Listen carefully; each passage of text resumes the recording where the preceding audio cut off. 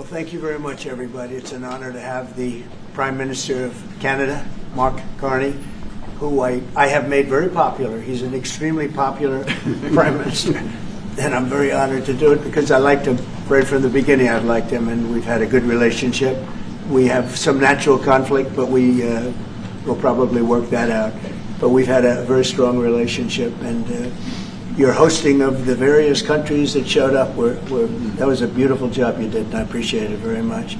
We're going to be talking about trade. We're going to be talking about a lot of different things. We'll certainly be talking about Gaza. We're in very serious negotiations to, I guess you could say, depending on the way you count, 3,000 years. You could say 500 years. You could say, but it's been raging for a long time. And I think there's a possibility that we could have peace in the Middle East. It's something even beyond the Gaza situation. We want a release of the hostages immediately, etc. And so our team is over there now. Another team just left, and other countries, literally every country in the world has supported the plan. Yep. I don't think there's anybody that hasn't, actually, not that I've seen. But there's a real chance that we could do something, so you may have some questions on that later. But in the meantime, we'll spend some time and we'll make some deals and we'll do some things that are good for both of our countries. And Mark, it's an honor to have you. Thank you very much. Thank you very much, Mr. President. If I may, you kindly hosted me and some of my colleagues a few months ago, and I said at the time, you are a transformative president. And since then, the transformation in the economy, unprecedented commitments of NATO partners to defense spending, peace from India, Pakistan through to Azerbaijan, Armenia, disabling Iran as a force of terror, and now, and I'm running out of time, but this is in many respects the most important. The merger of Canada and the United States. That wasn't where I was going. On this solemn day of commemoration of the horrific attacks of October 7th, for the first time in decades, hundreds of years, thousands of years, this prospect of peace that you've made possible. Canada stands foursquare behind those efforts, and we'll do whatever we can to support Very them. nice. Yeah. Thank you very much. Any questions? Is there any, what would it take for you to drop or lower your tariffs on Canadian sectors, including aluminum and steel? Well, we're going to be talking about that with the Prime Minister. We'll be talking about tariffs. We'll be talking about a lot of that, but that's for a little bit later on. As the Prime Minister I want to just acknowledge our great ambassador. Is he doing a good job? He's doing a good job. Otherwise, I'll get him out of there so fast.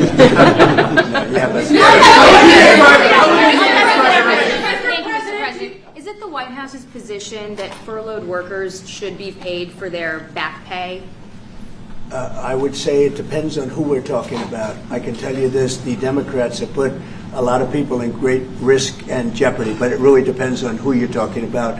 But for the most part, we're going to take care of our people. There are some people that really don't deserve to be taken care of, and we'll take care of them in a different way. Okay? Thank you. Mr. President, in your opinion, why has Canada and the United States failed to reach an agreement up until now?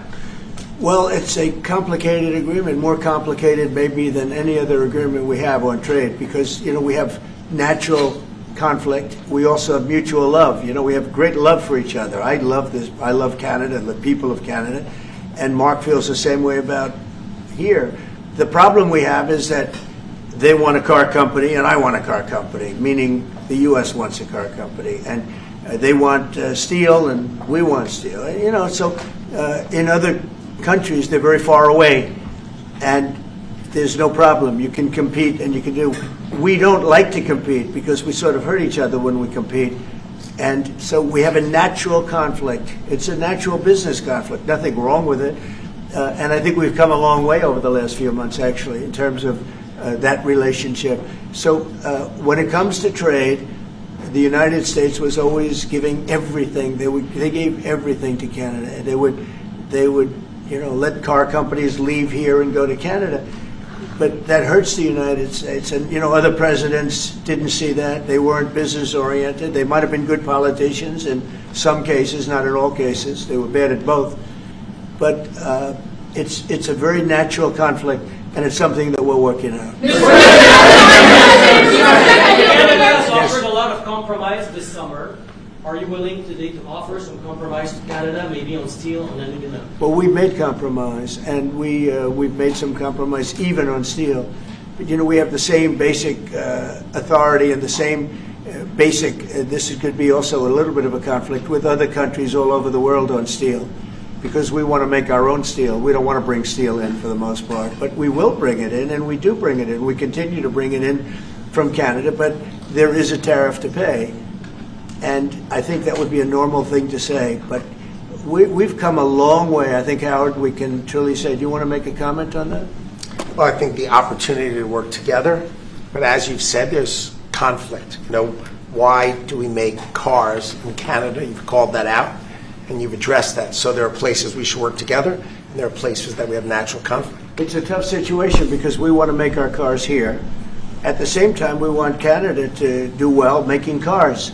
So we're working on formulas, and I think we'll get there. Canadians are refusing to go to the U.S. The numbers are down like 23% in the first 7 months of the year. What do you say to Canadians that don't want to go to the U.S. now because of your 51st state talk, because of the trade war, the tariffs, and the fear of also Look, I understand that, and Americans don't want to buy cars that are made in Canada. We have the same conflict. So there isn't. It's something that will get worked out. There's still great love between the two countries, but American people want product here. They want to make it here. Detroit was emptied out and moved to Canada, moved to Mexico, moved to other places, not just Canada, and now they're all moving back. They're moving back. We have right now. I was just telling Mark, we have 17 trillion, but it's really much higher. That was as of a couple of months ago. We have over $17 trillion being invested now in the United States. As an example, Biden, he was the worst president we've ever had, but they had less than $1 trillion in 4 years. We have more than 17 trillion in 8 months. 8 months. And I think that number is going to be $22 trillion. There's never been anything like that in the history of the world for any country, not even close. If you did 1 trillion in a year, that's pretty good. We're going to do over 20. And it's coming in with AI. It's coming in with auto plants. We're building auto plants, a lot of auto plants in the U.S. It's coming in for a lot of reasons. It's coming in because of the fact, I think the November 5th election was a big factor, and I think the tariffs are a big factor. And again, we want Canada to do great, but there's a point at which we also want the same business. We're competing for the same business. That's the problem. That's why I keep mentioning one way to solve that problem is a very easy way. But we're competing for the same business. He wants to make cars, we want to make cars, and we're in competition. And the advantage we have is we have this massive market. So it's quite an advantage.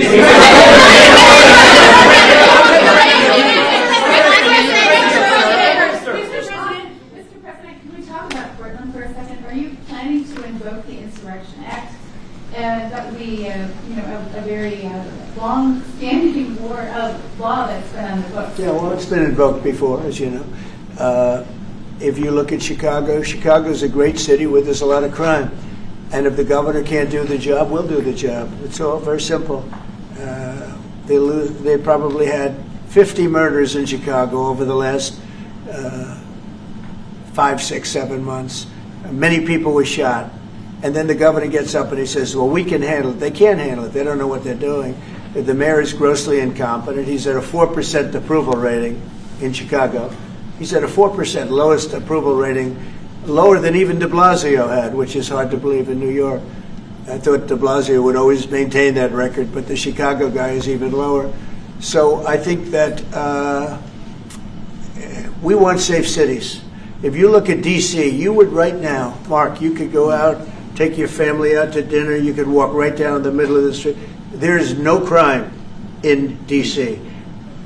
When I got here, this place was a raging hellhole where people would come from Canada, people would come from other places and end up getting shot. Nobody's being shot. The National Guard's been unbelievable. I mean, they are strong, tough guys. We won something at the Supreme Court, which is a big deal, merit. everything now in this country is merit-based. I didn't think I'd ever see it again. And we have our soldiers in merit-based too, and they're central casting. And they walk through that town, and I'll tell you what, this place is safe. It's beautiful. Now we're in Memphis, and the same thing's happening. You're getting the reports. The bad guys are saying, we don't want anything to do with this. And we're removing many people. In D.C., we took out 1,700 career criminals and sent them back to the countries from which they came, mostly led out by Biden and his people that had an open border policy. And you know, Canada, you suffered because of that too, because they'd come here and they'd go into Canada also. So we're like a buffer for that in terms of Canada suffered greatly by Biden and the open border, the policy of open border, totally unchecked, totally unvetted. And these people were, you know, if you got 5%, 2%, now you were getting a lot of bad people. And we now have a closed border. Yep. You've done well. Yep. We have a closed border, and it's a really closed border. In fact, for 4 months, I don't even know if this is possible, but the figures were released. 0 people were able to come into the United States from the southern border. 0. And as you know, we've taken a very hard stand on drugs. This is also benefiting you. A lot of we call them the water drugs, the drugs that come in through water. They're not coming. There are no boats anymore. Frankly, there are no fishing boats. There's no boats out there, period. If you want to know the truth, we're saying, does anybody go fishing anymore? The fact is, we knocked out, probably saved at least 100,000 lives, American lives, Canadian lives, by taking out all those boats coming in. So it's and now they don't come in that way anymore. Now they'll come in other ways, and we're not going to allow that either. So we've done a great job on that.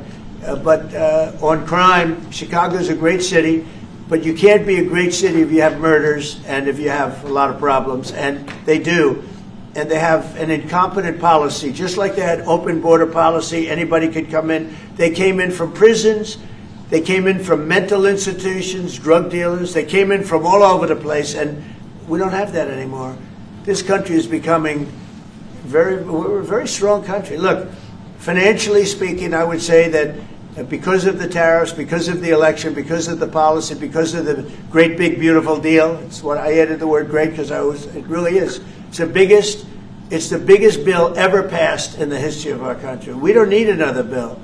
It's the biggest tax cuts, when you think no tax on tips, no tax on Social Security, no tax on overtime for the people.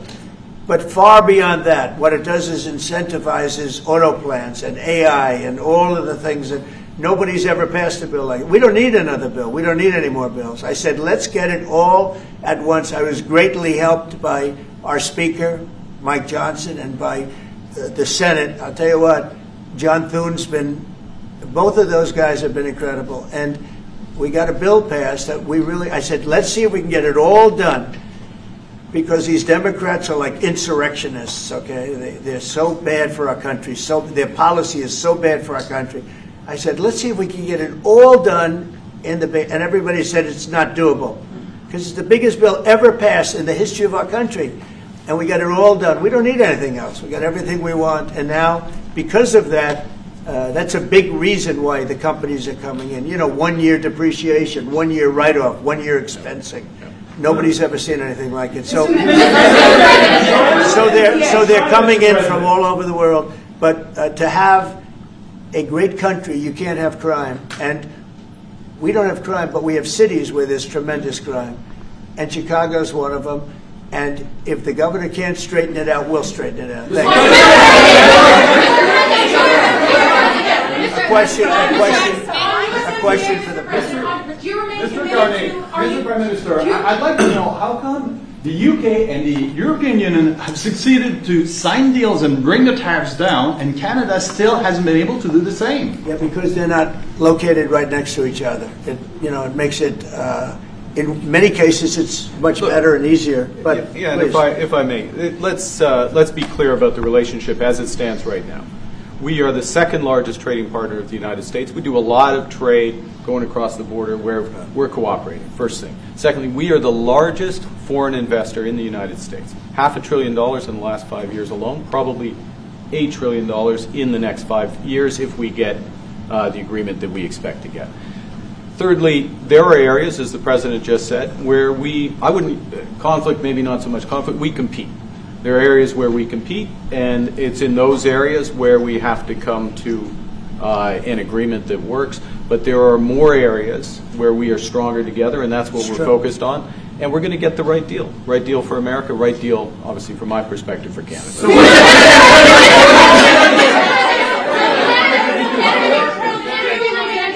Including one thing that,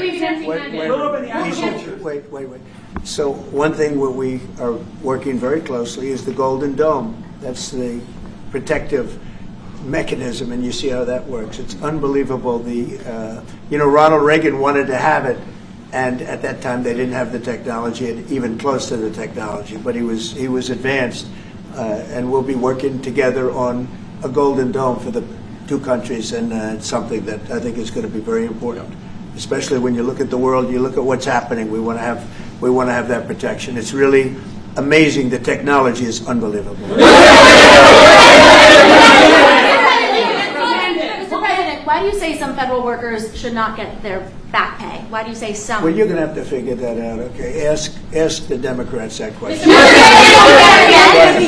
Mr. President, just to follow up there, I mean, the law says that when the government is reopened, that workers will receive their back pay. So are you going to defy the law there, or what are you hoping? I follow the law, and what the law says is correct, and I follow the law.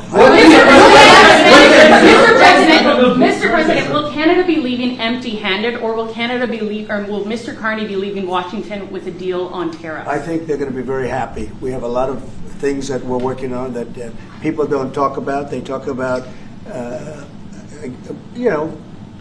competitiveness. She's a very competitive person. And they talk about things that we don't necessarily agree on. But I think they're going to walk away very happy. I think so. Mr.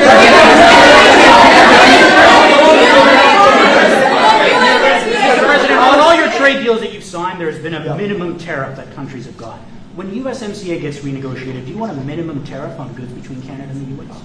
Well, we're going to have tariffs between Canada, and, they have them with us. I will say with our farmers, as you know, they went up to as much as 400%, 250, 300, and even one at 401. We found one having to do with a very small product, but it was high. So we've always had tariffs between the two of us, and actually Canada was charging us very high tariffs on our agricultural things, a lot of our agricultural product, and that's one of the things that we talk about for bringing that down. So this is a mutual thing, but. We've been charged tariffs. Look, we're the king of being screwed by tariffs, just so you understand. And I'm not talking about with Canada. I'm talking about with countries all over the world. When you look at Europe, when you look at China, when you look at all of the, almost every country charged the U.S., we didn't charge them. Because we were led by stupid people in many cases. Stupid people. They took advantage of our country. They're not taking advantage of us anymore. If you looked at European Union, they're all my friends. I don't blame them. I blame our presidents. I blame our past presidents and, business leaders. But we are the king of countries that have been taken advantage of for many, many years. We've been paying trillions and trillions of dollars and receiving nothing at all. As an example, prior to the deal with Europe, where they pay a lot of money, but they're happy and I'm happy. The deal was good. It's a fair deal, but it wasn't fair. You couldn't put a car into Europe. You couldn't sell your agriculture into Europe. You couldn't do anything. And now we have it so that it's open. We charge them tariffs. We didn't charge them tariffs a car. They charge us tremendous. I said to Angela Merkel once, I said, how many cars have gone to Germany from the United States? And she said, well, I don't believe any. And I said, you're right. You're right. Well, that doesn't happen anymore. And they're paying a fair amount. It's just a fair amount. It's not, I could ask for much more. It's a fair amount. But the United States now is using the same thing that they've used on us. And I just can't believe it's taken presidents so long to do this. And again, we're going to treat people fairly. We're going to especially treat Canada fairly. But I can't believe it's taken so long where we get charged and don't charge them. Japan was a good example. We made a deal with Japan. You saw that, Mark? Yeah. A deal with Japan. It's a much different deal than we've had in the past. But they would send us millions of cars, no charge. We weren't allowed to send them cars. We sent no cars. I doubt you had one car go into Japan because we were restricted. They didn't want our cars. Same thing with Europe. Same thing with other places. So now all we do now is fairness. But fairness leads us to the most successful country there's ever been. You know, we have some advantages over other countries, and we do have a great market. We have an amazing market. But you know what? If I let this go, if we didn't win this election, if we had these people that were running, that were ruining our country, destroying our country with their open borders and men playing in women's sports and transgender from everybody and windmills all over the place, if we allowed that to go on for another couple of years, we would be, I'm not sure that we'd even have a country.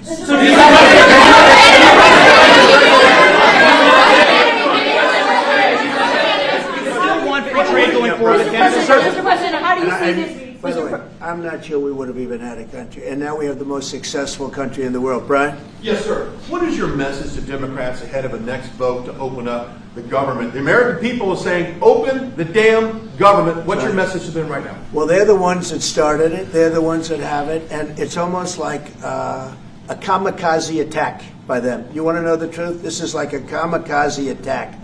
They almost, they have nothing to lose. They've lost the elections. They've lost the presidential election in a landslide. I saw the other day where Kamala said this was a very close election. This was one of the biggest sweeps that anybody's ever had. Won the popular vote by millions, won the Electoral College by a massive amount. They said, if I got 270, that would be great. But I got, I think, 312 or 315, and they got 220. So, we won that. But we won counties. The big thing is counties. So out of all of the counties, thousands and thousands, we got 2,500. They got 525. It was a landslide. And we listened, oh, yes, it was close. It was one of the greatest victories ever. And it was a mandate to do what we're doing. And I hope, and Mark wants this as much as I do, we are very close to making a deal on the Middle East that will bring peace to the Middle East. After all of these years of millions and millions, tens of millions of people being killed, there's a chance to bring peace to the Middle East. In addition to that, I made 7 other deals, and they're, great.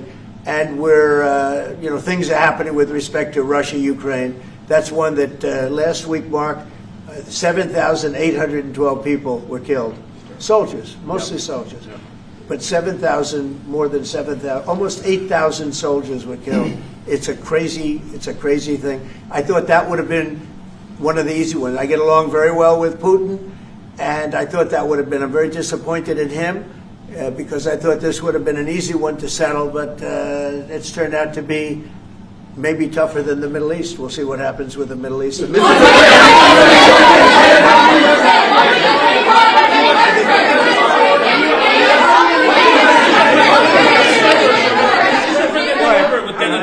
Is the fentanyl crisis over with Canada, with the Canadian border? Is what? The fentanyl crisis. Fentanyl. No, it's not over. It's never. I think it's never going to be over, frankly. But they've done. Canada's worked hard, and they've done a much better job than in the past. We have very few people coming in through our southern border too. We've worked with Canada and we've worked with Mexico, so we've made it a lot better.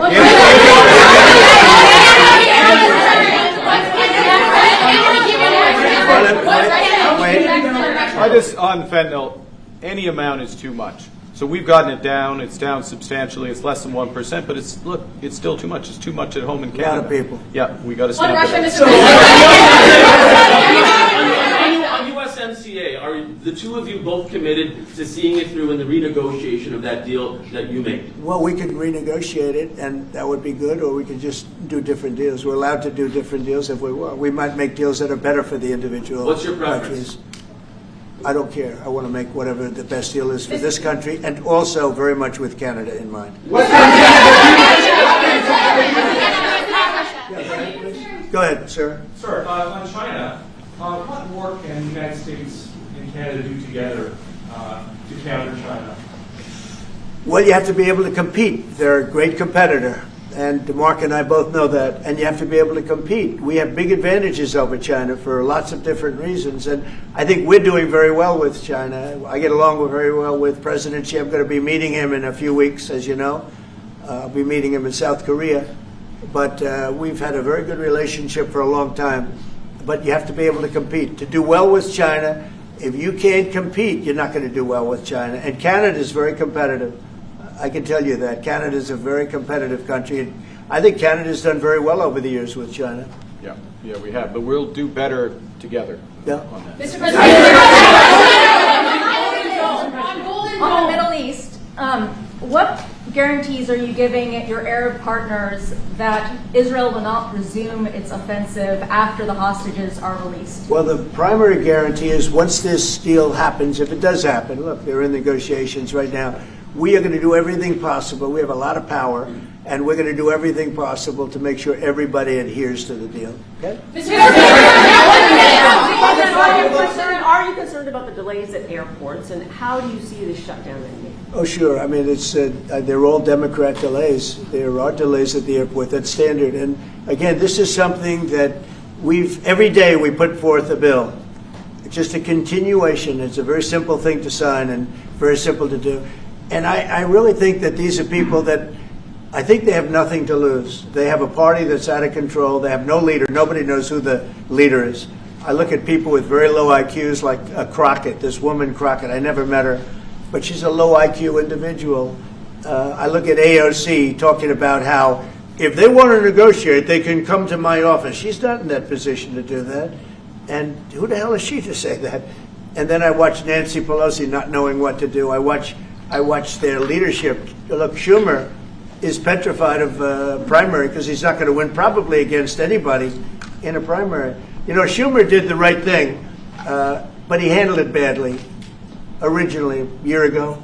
He did probably the right thing, but he handled it badly. I think Schumer is incapable of making a deal.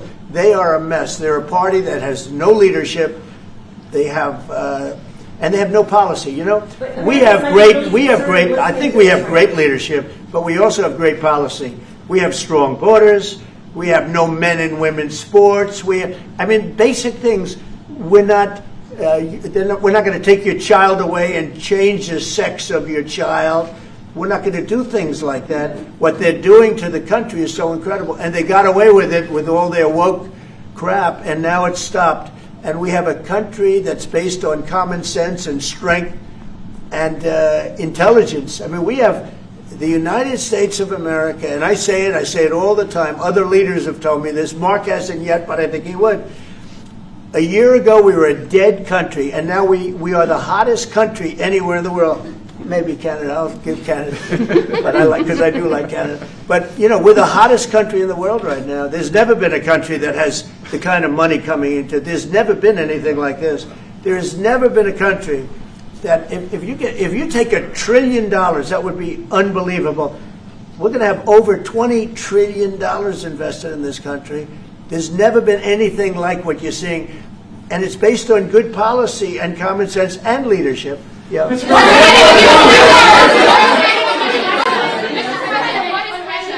President, what is Canada giving you in return? If you say Mr. Carney is going to be leaving Washington happy, what's Canada giving you in return? Well, you'll find out, but I think the people of Canada, they will love us again. Most of them still do. But if you say only 25%,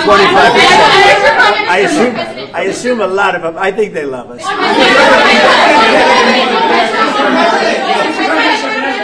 And you know what? I'm not the biggest hockey fan, but I like it a lot. And I watched some of the greatest hockey games I've ever. How good were those games, right? Yeah, very good. Mm-hmm. We're coming down for the World Series, Mr. President. Oh, good. By the way, your team is looking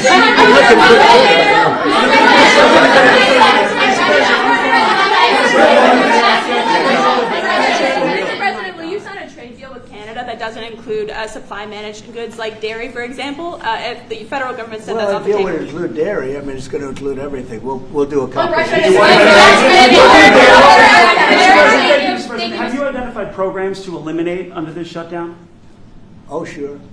Sure. Which ones? We have a lot. I'm not going to tell you, but we'll be announcing it pretty soon. But we have a lot of things that we're going to eliminate and permanently eliminate. You know, one of the things that we have is some advantage, you could say, but because of the shutdown, which I think they made a big mistake, we're able to take out billions and billions of dollars of waste, fraud, and abuse, and they've handed it, on a silver platter. And you know Russell Vogt, he's a serious person, very serious person, and he's sitting there and he's getting ready to cut things. And this is something that was handed to us by, I assume, Schumer. I just don't know if Schumer has any power anymore. I look at your leadership, I don't know who to speak to. I'll tell you what, I'm getting calls from Democrats wanting to meet. I never even heard their names before, and they're claiming to be leaders. The Democrats have no leader. They remind me of Somalia, okay? And I met the president of Somalia. I told him about the problem he's got. I said, you have somebody from Somalia who's telling us how to run our country. She's from Somalia. He said, would you like to take her back? He said, no, I don't want her. Okay, you know what I'm talking about. What workers are you talking about? Say it again. How many permanent jobs are you talking about to eliminate? Well, I can tell you, I'll be able to tell you that in 4 or 5 days if this keeps going on. If this keeps going on, it'll be substantial. And a lot of those jobs will never come back. But you're going to have a lot closer to a balanced budget, actually. Is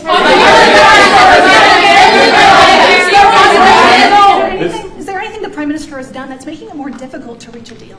Say it? Is there anything that the Prime Minister has done that's making it more difficult or easier to reach a deal? No, I think he's a great Prime Minister. I mean, he could represent me anytime. I will tell you, I'm not saying that because no, he is a very strong, very good leader.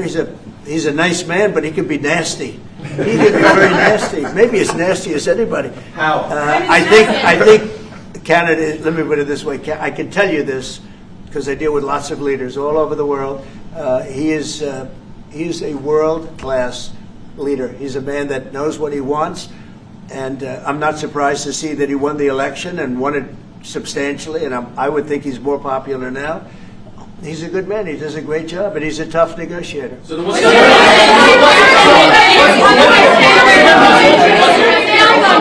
then what's holding things up? If he's a great man and you want to do a deal with Canada, why aren't you? Because I want to be a great man too. Thank you very much. Thank you. That could have been. Thank you very much.